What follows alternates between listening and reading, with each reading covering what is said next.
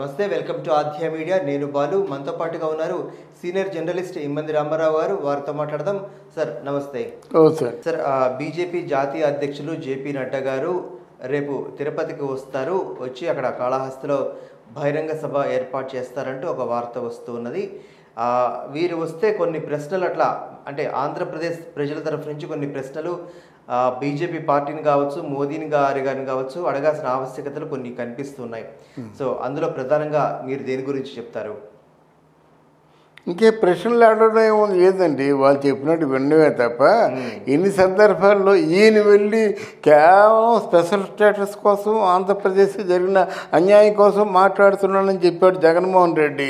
ఎంతవరకు మనకి దాని రిజల్ట్ కనిపించింది? ఒకటి కేంద్ర మెడలు వంచైనా సరే మెడలు వంచి మరి 25 మందిని ఇవ్వండి బ్యాన్ చేత అని అన్నాడు. ఏమైపోయిందండి? అలా మాట్లాడకూడదు, వాళ్ళ దగ్గర వంగి నంగి ఉండాలని చెప్పాడు మాట. కొత్త సూత్రం చెప్పాడు. 2 చేతులు కట్టుకొని 2 కాళ్ళు పట్టుకొని ఉండాలని చెప్పాడు. పోనీ ఆయన అడగాలంటే ఇప్పుడు అందరూ నిజంగా నిజాయితీ పరుడైనట్టయితే అల్లూరు సీతారామరాజు తాలూకు విగ్రహావిష్కరణ సభలో అడగొచ్చు కదా. ఇంత మంచి వీరులు ఉన్నటువంటి ఆంధ్రప్రదేశ్ అండి, చాలా గొప్ప పేరు ప్రఖ్యాతులు ఉన్న ఆంధ్రప్రదేశ్ అండి, డొక్క సీతమ్మ ఉన్న ఆంధ్రప్రదేశ్ అండి, అన్నంలా చచ్చిపోతున్నారండి, మా స్పెషల్ స్టేటస్ ఏదో మాకు ఇచ్చినట్టయితే బతుకుతారండి, ఇక్కడ మీకు గవర్నమెంట్ ప్రాజెక్టులు లేవు, గవర్నమెంట్ భారీ ప్రాజెక్టులు ఉన్నాక కొంచెం అన్ఎంప్లాయ్మెంట్ ఏదైనా అడిగితే తప్పే ఉందండి. మరి ఎందుకు మాట్లాడటం లేదు? మాట్లాడకుండా రోజాతో సెల్ఫీలు తీయించావా? నువ్వు రోజా సెల్ఫీలు తీయించుకున్నారు, నువ్వు రోజా మోడీ గారు సెల్ఫీలు తీయించుకున్నారు. ఎంత పిల్లకాయ చేష్టలుగా ఉన్నాయండి, దరిద్రంగా లేవు. మోడీ గారు ప్రధానమంత్రి వచ్చారంటే సెల్ఫీలు తీయించుకోవడం కోసం వచ్చాడా? అది చాలా దారుణం అండి. ఇప్పుడు ఏం చేస్తారు? నువ్వేం చేయరండి అంటే ఇప్పుడు కాళహస్తిలో బహిరంగ సభ పెట్టాలి అంటే ఇక్కడ మీకు బీజేపీకి ఆంధ్రదేశంలో కేడర్ లేదండి. ఇప్పుడు ఏదైనా మేము ఉన్నాము, మేమేమి చేస్తా ఉన్నా సరే చంద్రబాబు నాయుడు ఏం చేయలేడు, డబ్బులు లేవు కదా. కేడర్ కూడా నీకంటే మేము పని చేస్తాం కానీ మోడీకి ఎందుకు పని చేస్తాంరా, నీకు అన్యాయం చేసిన వాడు కానీ అడుగుతారు. ఇప్పుడు ఎవరు రైట్ నౌ ఎవరు ఉపకారం చేస్తారంటే జగన్మోహన్ రెడ్డి ఉపకారం చేస్తారు. ఆ బలగాన్ని పంపిస్తాడు, డబ్బులు పంపిస్తాడు, ఏర్పాట్లు చూస్తాడు, పోలీసులు పంపిస్తాడు. ఏమి చేయాలన్నా ఆయనే చేయగలరు కదా.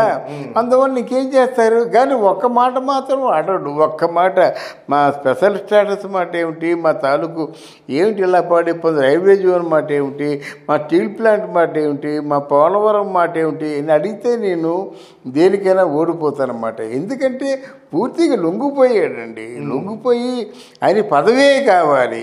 తర్వాత ఆయన వ్యాపారం బాగా తెలుసు. ఆయన ఈజ్ ఎ గ్రేట్ ఎంటర్ప్రెన్యూర్. ఎలాగంటే ఇప్పుడు 10,000 కోట్లు వచ్చాయనుక నాకు 1 కోటి. ఇప్పుడు నేనే ఉన్నానండి. నాకేంటంటే ఎవరో వచ్చారు, 1 రూపాయలకి వడ్డీ, బ్యాంకు వడ్డీకి నాకు ఒక 5 లక్షలు కావాలంటే టక్మని ఇస్తాను, బ్యాంకులో 750 ఇస్తున్నారు, వీళ్ళేమో రూపాయన్నర ఇస్తారు, వీళ్ళు 1500 పైసలు ఇస్తున్నారు, 1500 రూపాయలు ఇస్తున్నారు కదా. అంటే 5 లక్షలకి ఎంత అవుతుంది? 7,500 రూపాయలు అవుతుంది. ఎలా ఉంటుంది మాట. అంటే వాళ్ళు రూపాయికి మీద కమిషన్ వేసుకున్నా సరే ఎన్ని కోట్లు కదా, 1000 కోట్లకి ఎంత ఉంటుంది, ఎంత మిగిలిపోతుంది. దాన్ని జస్ట్ ఇలా సంతకం పెట్టడమే. ఓకే. ఇక్కడ మనకి ఒక చిన్న మొత్తాల పొదుపు అని ఒక ఆయన ఉండేవాడు.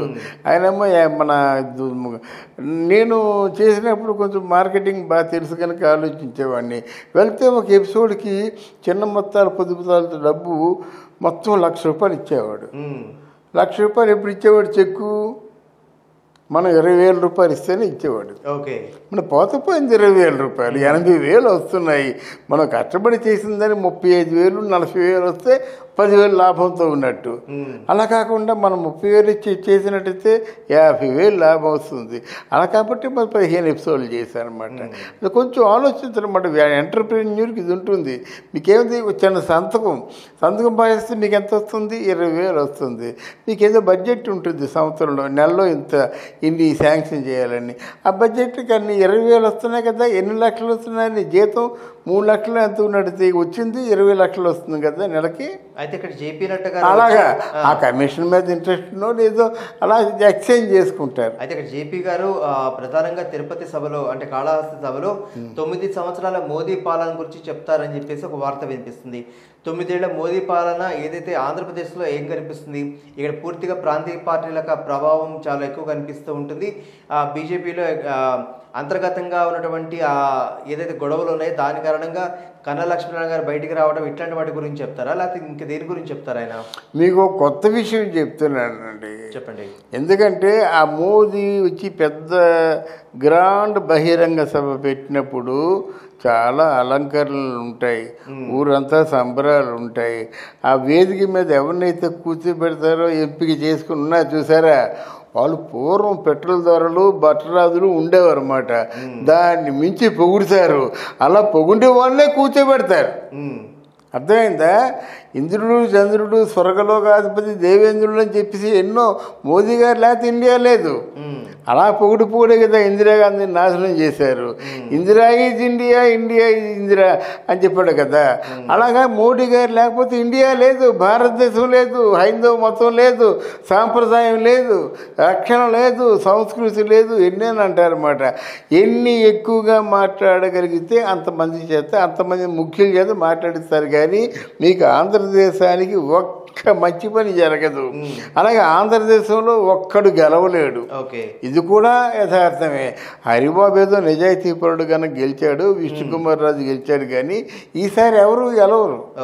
అసలు లేదే లేదు. అయితే ప్రధానంగా జేపీ నడ్డా గారు వస్తే ప్రజల నుంచి కొంత వ్యతిరేకత ఎదురయ్యే అవకాశం కనిపిస్తుంది. డెఫినెట్గా అండి. ఎందుకంటే ఏపీకి స్పెషల్ స్టేటస్ ఇవ్వలేదు, లేకపోతే స్పెషల్ ప్యాకేజ్ ఇవ్వలేదు, రాజధాని గురించి ఒక మట్టిను నీళ్లు తప్పిస్తే ఇంకేమి ఇవ్వలేదు, కనీసం ఇప్పుడున్నటువంటి రాజధాని సందిగ్ధంలో ఏదైతే ఉందో దానిని కూడా సద్దుమణిగే ప్రయత్నం కూడా చేయలేదు అని చెప్పేసి కొంత వ్యతిరేకత కనిపించే అవకాశం కనిపిస్తుంది.